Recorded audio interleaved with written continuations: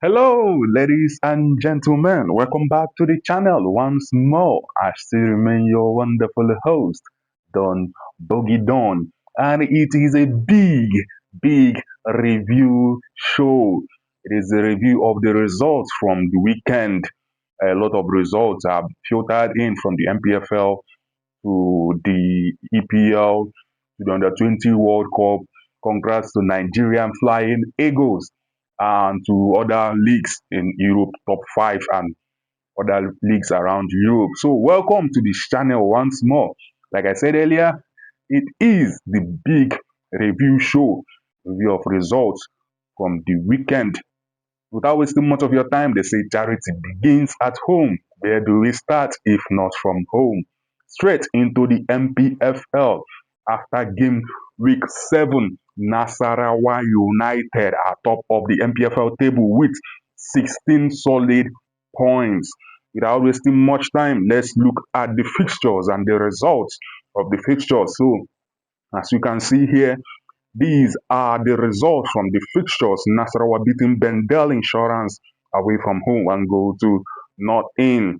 Then Rivers and Enyimba.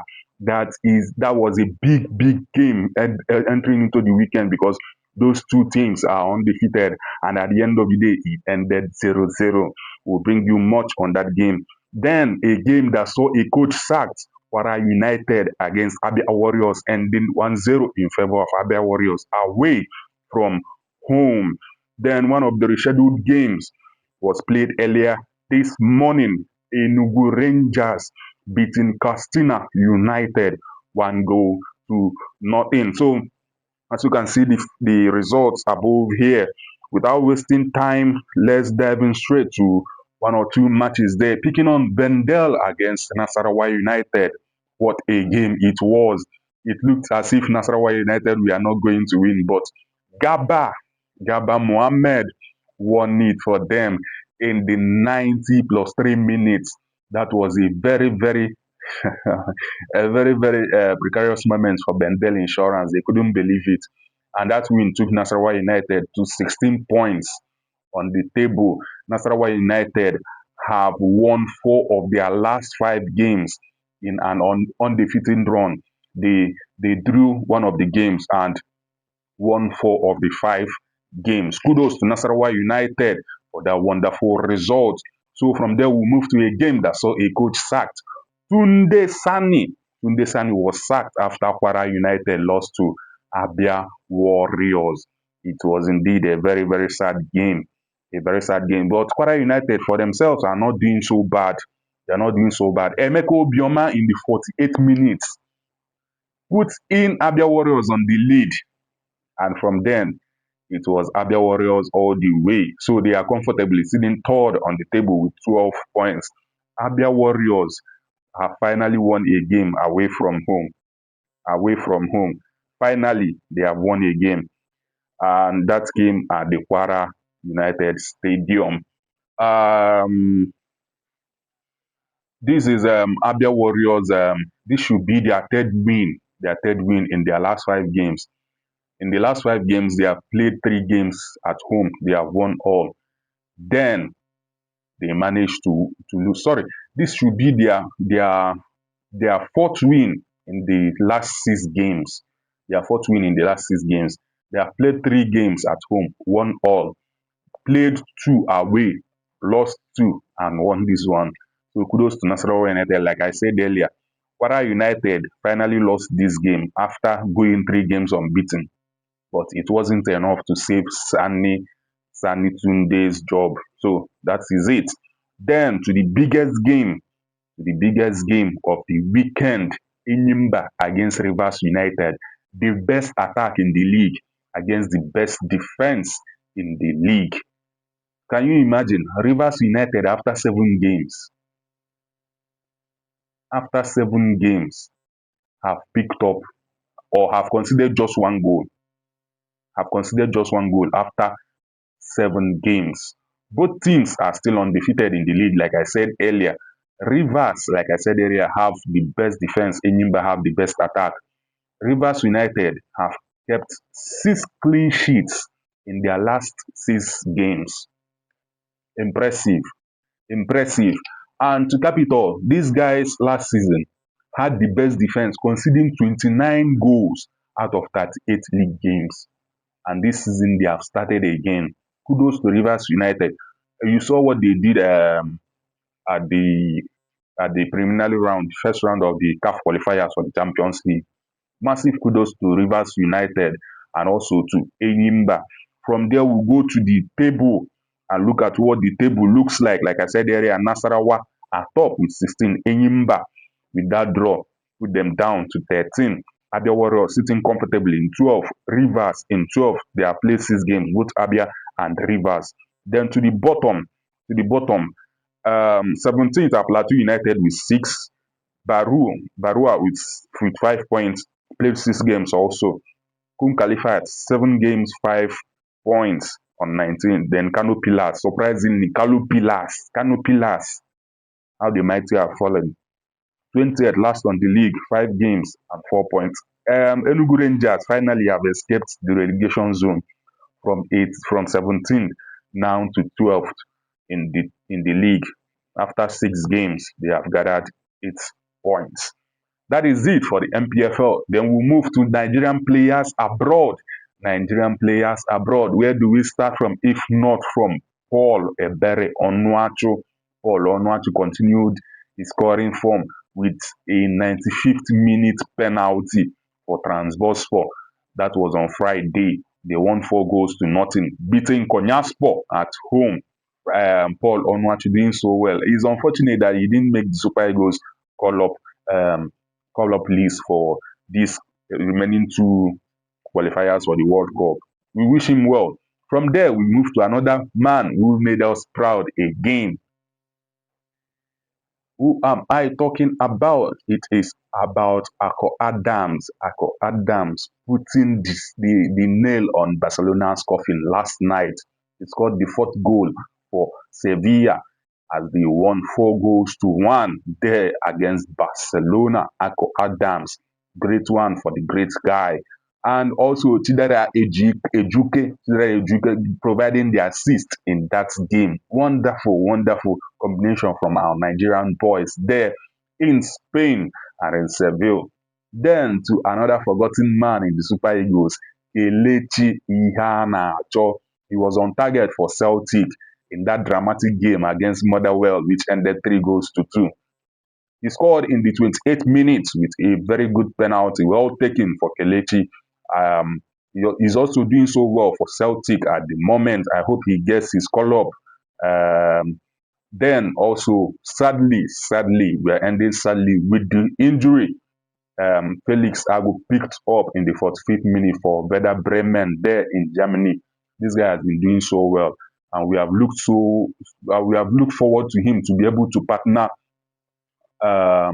What's it called? To be able to partner Calvin Bassey, but finally he has picked up that sad injury, so he won't be. I just pray he will make this camp, but with what I'm seeing here, it doesn't look as if the guy is going to make it to the 2 qualifiers we have for the World Cup. That is it for the Nigerian players abroad. Then from there, we move to Europe. And okay, sorry, before we move to Europe, let's talk about the Under 20 World Cup. For the Under 20 World Cup, congrats to the Nigerian Flying Eagles. Our boys have done us proud. They didn't start so well, but finally, they have made it. They have made it to the next round. And of course, we are going to meet our familiar enemies in the next round. So stick around. Let's find out who is this our familiar enemies. So without wasting much of your time, Nigeria against Colombia earlier this morning. Drew that game 1-1. Bamiyi, our captain, stepping forward again with that PK. And this game, we could have won this game clearly, but the woodwork wouldn't allow us. 3 times Nigeria hit the bar in this game. It was a very dramatic game for those that watched it. It felt as if we are going to lose out again, but finally that PK came in. That was a very good one from the Flying Eagles. Sorry. Like I said earlier, they booked their place, finishing as one of the four best third place finishers in this tournament. They finished from Group F. So they will be playing Argentina. They will be playing Argentina. This game is coming up on Wednesday. On Wednesday, October 8th, 8:30 p.m. October 8th, Wednesday, 8:30 p.m. We will be facing Argentina in the round of 16. And to the other Africans that made this tournament, Morocco doing us so proud, finishing first in Group C with 6 points. Finishing first with Group C with 6 points. Then South Africa, just like Nigeria, lost their first game, but they bounced back and finished with 6 points in Group E. In Group E, then Nigeria, like I said earlier, third finishing third in Group F. Now, Egypt, Egypt, which is one of the teams from Africa to have made it to this tournament, lost out dramatically. They lost out dramatically, and for the first time should I say, for the first time, I had to see a lot of FIFA rules coming in for Group A. Now, let me explain. Egypt in Group A finished with 3 points. New Zealand in Group A finished with 3 points. Then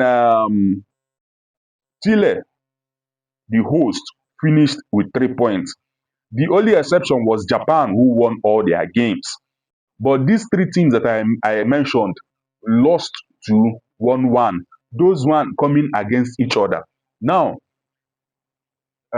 New Zealand, New Zealand beat New Zealand beat Chile 2 goals to 1. Egypt lost to New Zealand 2 goals to 1. Then Egypt beat Chile 2 goals to 1.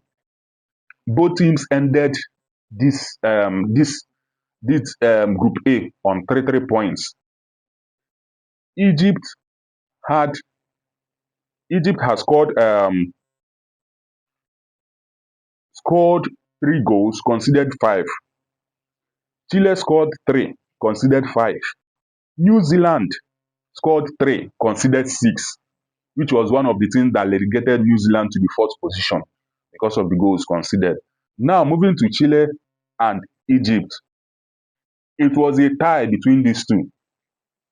Going to head, Egypt had already won Chile, which would have made them move up. You understand? Which would have made them move up to second.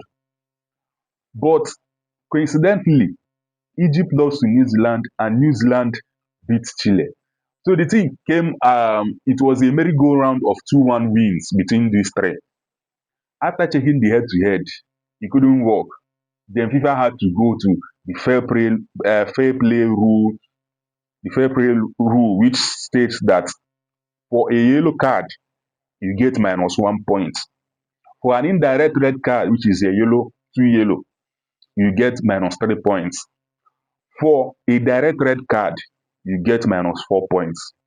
So after checking the fair play rules, we found out that Chile had -5. Egypt ended up having -7. So at the end of the day, Chile had to qualify from Group A with Japan, which meant that Egypt, sadly finishing third, lost out because they had just 3 points. And for this tournament, three teams already picked up 4 points from third position, with the best team, which is France, picking up 6 points from third position. So that was how dramatic it was for Egypt, and they lost out from the knockout stages. So from there, we'll move to the EPL. And in the EPL, it was a dramatic event. In the EPL, a dramatic event. Finally, Crystal Palace lost. So we won't be having an invincible team this season. So the search continues of who is going to equal Arsenal as one of the invincibles in EPL. Liverpool on that slot finally lost back-to-back games. Wolves are still the only team unbeaten. Sorry, are still the only team to win a game in the EPL. They are seated 20th. Then Liverpool, surprisingly this season, are the only team to have not drawn a game. All teams have drawn a game this season except Liverpool. So without wasting much of your time, as you can see, all the results from the EPL games, it was a very, very precarious situation for Liverpool fans, for Liverpool fans around. So let's pick on few games and discuss. We're starting with the Arsenal 2-0 win against West Ham. Rice stepping up there and Bukayo Saka with that late penalty. Arteta finally has won. These games are one of the games that whenever Arteta has the chance to topple a team in the league, it has happened last season, it has happened seasons before. He sort of panics and loses that opportunity. But finally, it looks like Arteta is learning. And the squad he has, oh my God. This game, we saw a lot of attacking players. Arsenal had to bring on their massive ballistic missiles from the attacking three down to the midfield of Odegaard, of Eze, and Rice. He had to put Zubimendi and Merino on the bench. And Zubimendi, being who he is when he came on in that game, had to turn around everything in that midfield. Superb game for Arsenal, and we can't give credit to this team without talking about the defense. Arsenal's defense, top notch. Before you break down this Arsenal defense, you must know how good you are as an attacking team. Kudos to Arteta for what he has done. Like I said earlier, I will continue to say Arteta has done massively well whenever it comes to Arsenal's defense. That is too solid. Look at Timber. Before Ben White will get into this team, his village people must be involved because Timber doesn't look like a player who is going to drop out except if injury hits him. So kudos to Arteta and his team. Finally topping the table with 16 points. And I hope that he conquers that fear of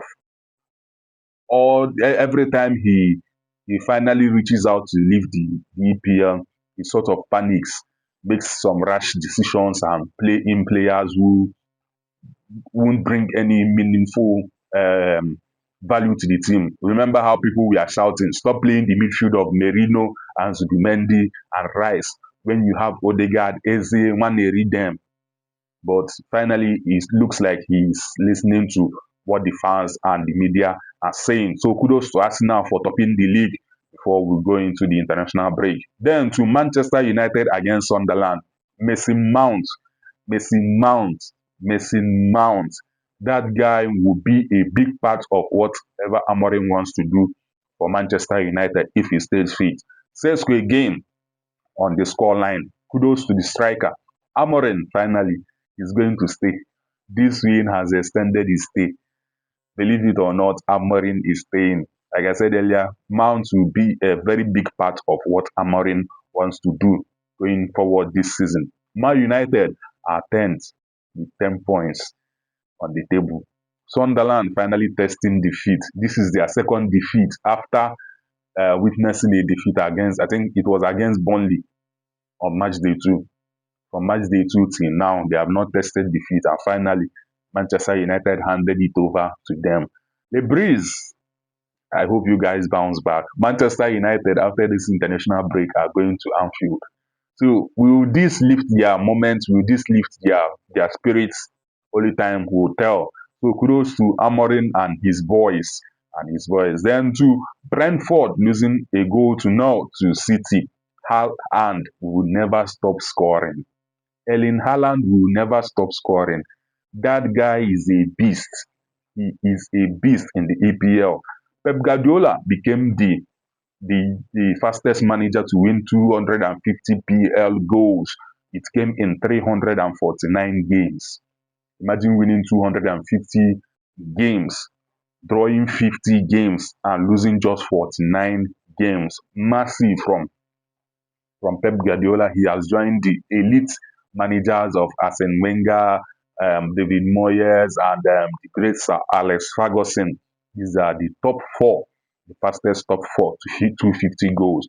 On that, he became the 16th manager in the Premier League history to have won 250 games. Haaland, like I said earlier, has scored in 9 consecutive games. He has scored in 9 consecutive games. That includes both the what's it called, the Champions League and the EPL. Haaland also on this one has scored in 22 of the 23 stadiums he has played in. And as you can guess, Anfield remains the only stadium he has not scored in. The G-Tech Stadium became his latest place to have scored. So 22 of the 23 stadiums he has played in, he has scored in all of them. What a boy. What a boy. Erling Haaland, what a boy. Is he the greatest striker to have ever graced the Premier League? Time will tell. Is he the most clinical? I will let you be the judge of that. So to the biggest game of the weekend, Chelsea 2, Liverpool 1.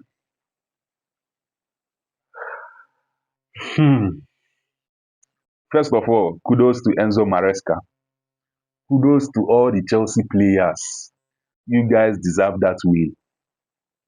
I won't come here to mix words or mice words. You guys deserve that win. What a game. What a game. What a play from Chelsea FC. You can't go into a game like this losing two of your best centre backs in Cowell and Chaluba. You had to play Ashampong and Badiashile. And at the end of the day, you couldn't finish the game with Ashampong and Badiashile. You had to play 4 fullbacks. Reece James, Gusto, Kukurea, and Hato in a game like this, and Liverpool couldn't win. By the way, it's been 5 years since Liverpool won at the Stamford Bridge. The last win coming in 2020. That 2-0 win, thanks to Sadio Mane scoring twice on that day.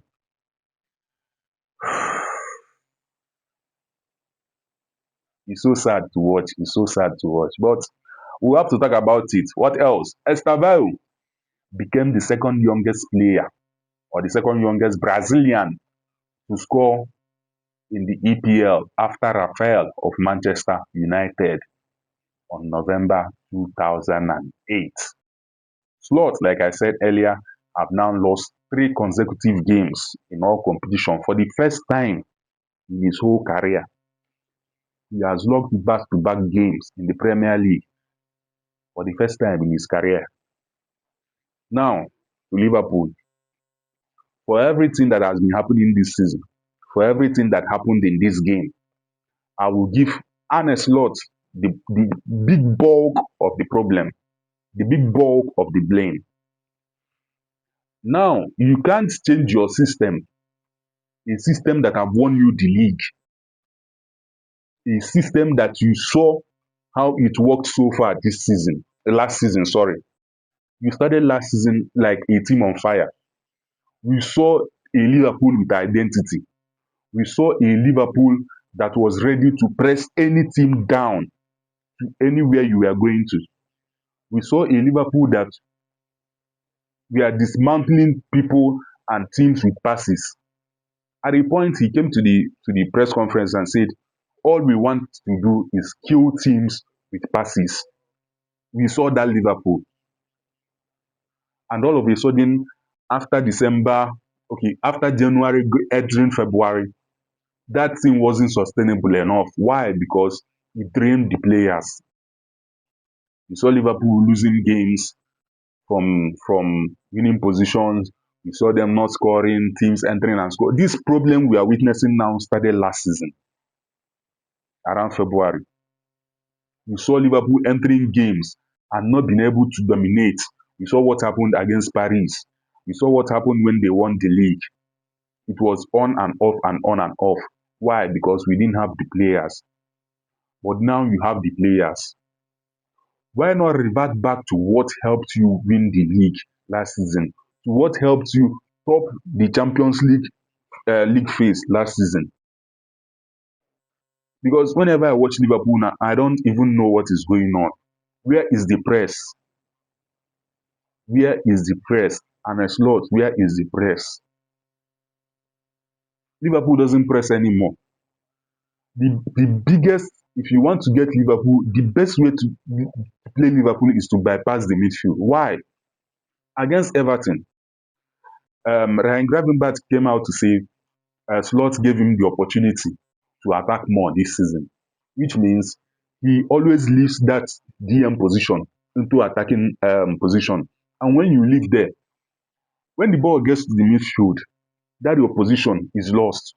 Nobody is there. That's why most teams bypass Liverpool. Against Bournemouth at the start of the season, you saw how Semenyo was able to bypass Liverpool's midfield. Even the second goal was obvious. When they hit on the counter, it was from the middle. He strode from the middle, dribbled and scored. Chelsea's first goal, which was scored by Caicedo, was the same. Where was McAllister? When Liverpool lost the ball in the midfield, what happened? Um, Caicedo picked the ball. Caicedo picked the ball, and from there, McAllister failed to press. Caicedo moved the ball, had all the luxury of time he had to shoot. Why? Because Gravenberch was up the field. What are you doing? You are the DM. Slot, what is the information? What is the instruction you are passing to these boys? Let Gravenberch sit in that midfield. He doesn't have to go and strike. You have Isaac, you have all the players, you have Betts. Let those guys do their job. Let Gravenberch do his job. What is it for crying out loud, Slot? What is this thing you guys are playing? Where is the press? You bought in Kekes. You don't want your attacking fullbacks to go on like last season. Now, the Kekes we enjoyed last season at Bournemouth was the Kekes that was always flying up on that wings. Now Kekes came to Liverpool. You are now building a Liverpool team that will have to accommodate Kekes as the third centre back because you want Gravenberch to always go front, to always join the attack. So we are now trying to manage that three at the back that Liverpool normally plays. Because before, as of last season, when our fullbacks go in, you see Gravenberch dropping back. Vigil and Konate moves apart, forming a back three. Now you are driving Kekes back. Kekes is not as good as you want him to be whenever he's defending. Not that he's not good defensively, but with what we have seen this season, with what we have seen Kekes play this season, defensive part of the game is not his biggest attribute. We have seen him pick the yellow card. We have seen him mess up some games with silly tackles. Allow this guy fly in and out of the wings. That's what he does. I don't really know. Slot, I don't really know what's going on. You bought two right backs. You can't play them. Zoboslai has been playing in the defensive part of Liverpool's game to the extent that the guy has lost what it means to be an attacking player.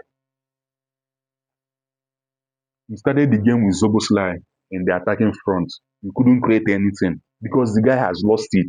All he thinks is how to defend, how to defend. Mohamed Salah, for all you have done for Liverpool, please know when to say, I need to rest. Know when to sit and allow the team play. Against Cucurella, you didn't do any single dribble, zero dribbles. You just won two of your five duels. Not that Cucurella was as good as anything on that day. He was just basic, but he was able to mark Salah. Salah, you entered two scoring opportunities. You had two scoring opportunities. Square the ball for your players who were blazing it over the bar. Vets entered, gave you a very slick and nice pass. All you could do is cut your player and square the ball. You wanted to score. For all that is going on this season, I won't even call Vets. If you like, put vets in the game. If you like, remove vets. Whatever is happening will happen. Except Slot sits down and reinvent what Liverpool is all about, which is the pressing game. You have Real Ngomora. Look at Chelsea. Look at Chelsea. The game was 1-1. That game would have ended 1-1 if Estavello didn't enter. I'm not praising Estavello because he scored. But when that guy entered the game, all of a sudden we started seeing Chelsea cross balls into the box. Before that guy entered the game, Neto was almost useless on that right. But when Estavello came in, any little thing, he cuts his player and he swings him ball into the box. I don't really know what else to say. Of all the Liverpool players, apart from Mamadashvili and Zoboslai, no other Liverpool player would have gotten a rating of 5 in that game. It was so abysmal. I know a lot of people are blaming Van Dijk for that defense. But when you see the big picture of that goal, a lot of images are flying up and down. I wouldn't bother to look at it. Van Dijk over the years has been a shadow marking kind of player. He's not that man marking kind of player. For that goal, he had no business or any blame for that goal. That goal was solely on McAllister for losing his player so cheaply. Watch that goal again. Look at the bigger picture of that goal. You will see a Chelsea player running into Liverpool's defense. And Van Dijk, being who he is, had to shadow mark the player and also mark Caicedo. If you had allowed him to block Caicedo's shot, Caicedo would have tipped that ball to that Chelsea player who was running into the box. I think it is Neto or João Pedro. Go back and watch the game. So I won't blame anybody who wants to banter. It's your time to banter, of course. But Arne Slot, will Liverpool bounce back? Yes, they will. I'm not bothered. I'm not shaking for this because I know who Liverpool are. They will bounce back. Thank God the international break is here. When he comes back, Arne Slot should please return this team to what it used to be. And don't be afraid to take off Mohamed Salah whenever he's not doing well in a game. You have Chiesa. What does Chiesa have to do to be able to earn a place in this team? What is it that Chiesa has done that is not forgivable? We have a Real Ngomoa who has shown that he wants to play. Imagine an 18-year-old player in Estavao coming in for Chelsea, but we have an Ngomoa sitting on the bench, and Endo is entering our game at 1-1 when we had momentum to finish Chelsea. I'm taking much time on this. I shouldn't. That is it on the EPL. So let's move to La Liga. La Liga, finally, Barcelona and Elche have lost. So finally, all the teams in the La Liga have lost. Nobody is unbeaten in La Liga, same in the Premier League. So let's pick 2 or 3 games. Let's start with the Real Madrid against Villarreal game. 3-1. Vinicius Junior producing his best game so far this season. What a game from Vinicius Junior. This has seen Real Madrid bounce back from that abysmal performance against Atletico Madrid. And on that note, this performance moved them top of the La Liga table. It has moved them top of the La Liga table. Vinicius Junior, this should be his second La Liga brace since the start of last season. This should be his second brace since the start of last season. So, like I said earlier, Real Madrid now tops La Liga with 21 points. Kylian Mbappe also on the score sheet in this game. So, Alonso and his boys are doing so well, coupled with the fact that Jude Bellingham is back. And these guys, when this Real Madrid team clicks, they will be unstoppable, both in La Liga and in the Champions League. Mbappe is firing now. Vinicius has finally woken up. Kudos to Real Madrid. Then Vinicius also, for all he has done this season, if I tell you that Vinicius is the third highest goal scorer in La Liga so far this season, will you believe? He's on 5 goals. Julian Alvarez is on 6, and Mbappe should be on 9. Kudos to Vinicius. Then to Sevilla against Barca. What a dramatic game. Barcelona were dismounted, disgraced, dysfunction, anything it was done on Barcelona. It was done on Barcelona. Rashford stepping up again for Barcelona. He has had the highest goal contribution for Barcelona this season in 10 games. He has had 7 goal contribution, 3 goals and 4 assists. Lewandowski also missed a penalty in this game, which should have swung the pendulum of momentum back to Barcelona, but that was a penalty he failed to convert. Alexis Sanchez, most of you wouldn't know, but if you watched the game yesterday, you would have seen him. He's at Sevilla and he's doing wonders. He scored that beautiful penalty to start the beating for Sevilla in that game. Of course, Alexis Sanchez became the second oldest player to score a PK against Barcelona in La Liga in the 21st century. He did that in 36 years, 290 days. He's just behind Jose Luis Morales at 38 years, 31 days. And this Barcelona high line, like I asked again, how far is Hansi Flick willing to go with this? Because when you meet pacey wingers with this high line, they are going to destroy you. Ako Adams showed you what he could do with Chidera Ejike. Imagine meeting PSG on their day, like we always say, it's Bakola, Dembele, Due, Varaskelia that fund Barcelona, but that's what it is. Then to the Deportivo Alaves finally ending Elche's unbeaten run for the season. Elche finally lost with 10 men after going down 1-0. The red card coming to David Afenguba in the 79th minute. From there, everything went down for Elche. They finally scored, but Deportivo Alaves had to make it 3-1.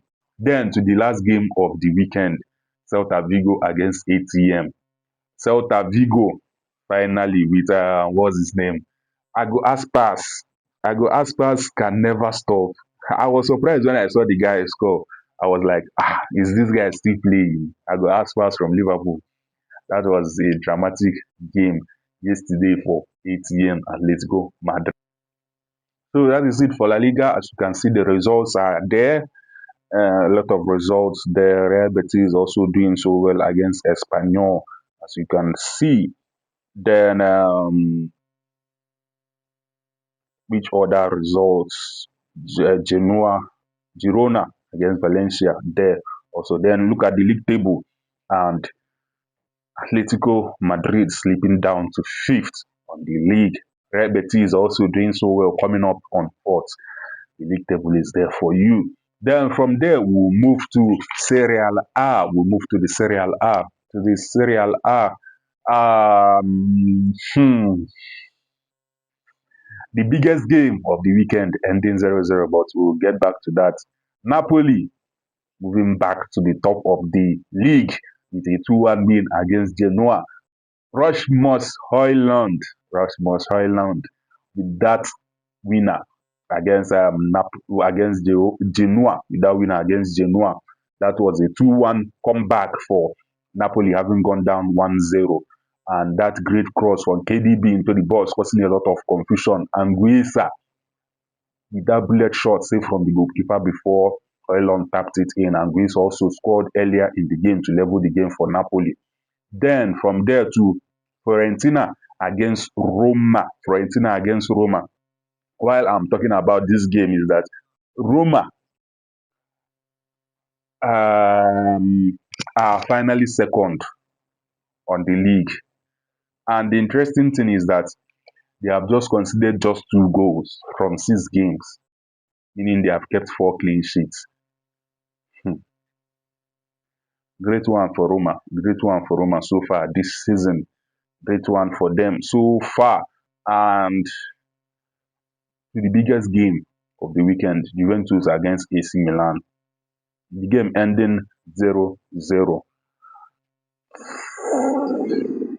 This has also seen Juventus and Atlanta remain the only unbeaten team in Italy. In Milan, they would have still topped the league with they would have still topped the league with 15 points. But at the end of the day, Pulisic failed to combat his PK in the 54th minute. AC Milan won a penalty and Pulisic had to step up, but he failed to combat it. The luck was on Juventus' side on that day because at the end of the day, they are like, this defeat is not happening this game week. It's not happening this game week. And the fans are not happy with Toro. The fans of Juventus are not happy with their coach. There were boos all around the stadium at the end of the game. So that is it from Serie A. As you can see, the results are there also. Massive games in Serie A. Udinese and Cagliari playing a 1-1 draw. Atlanta and Como, Fabregas doing so well with Como ending 1-1. Inter Milan whitewashing Cremonese 4-1. Then the table, as you can see the table up there,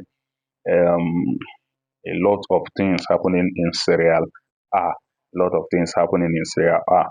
The four teams that have failed to win a game so far still failed to win this game week.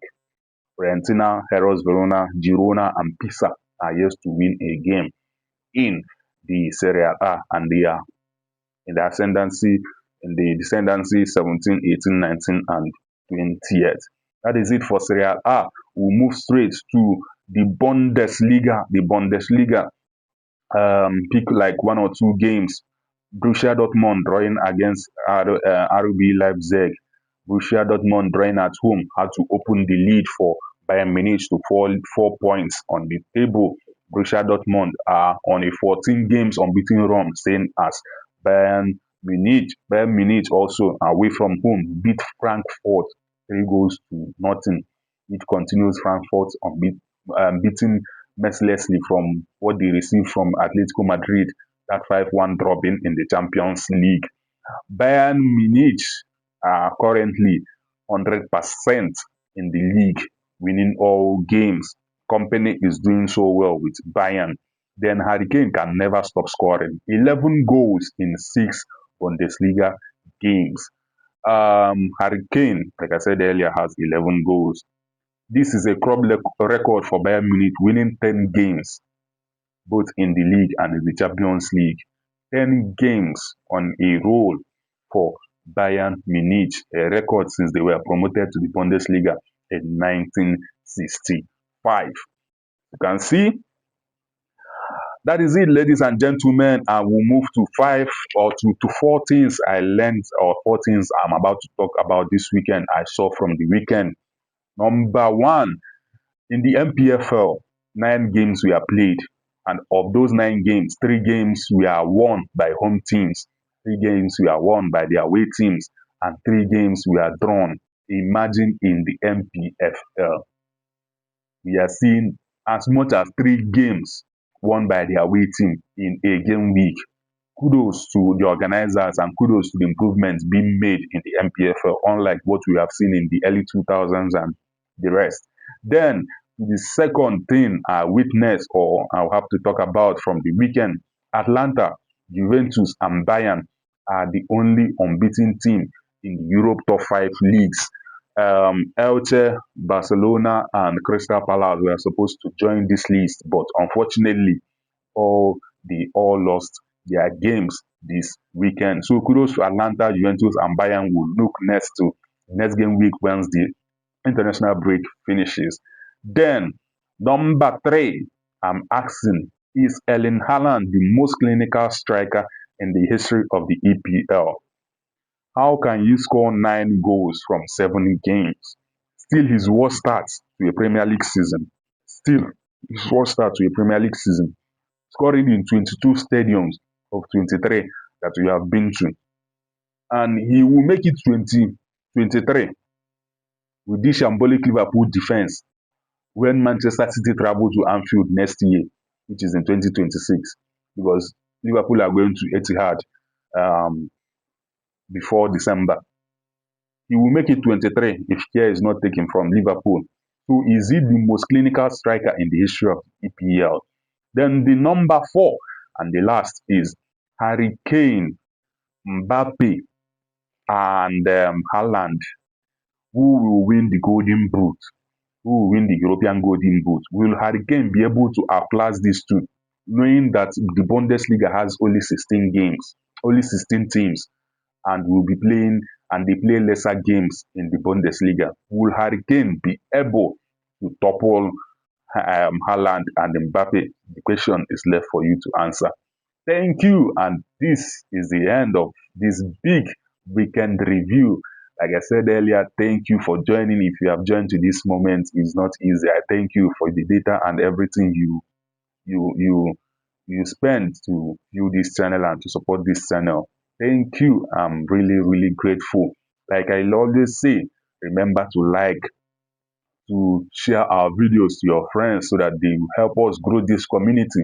Don't forget to also subscribe. It also helps us to grow the community. I still remain your wonderful host. Like I say always, thank you and bye bye.